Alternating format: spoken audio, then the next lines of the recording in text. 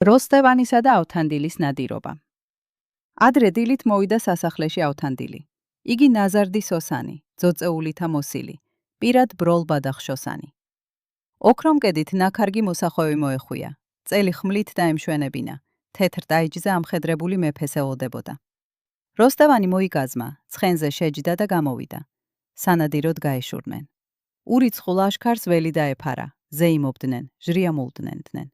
ვცელ მინდორს ირგვლივ შემორტყმოდნენ. ხელმწიფემ 12 მშულდოსანი იხმო და უბრძანა.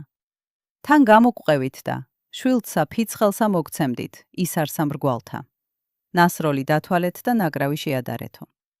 მარეკეებმა ნადირი მორეკეს, მინდორს ყოველი მხრიდან უთვალავ ჯოგად მოაწყდა ირემი, თხა და კანჯარი, ქურცი კი მაღლა მხულტომელი. მას პატრონ ყმანი გაუხდნენ, ჭვრეტად მცა სჯობდა რომელი.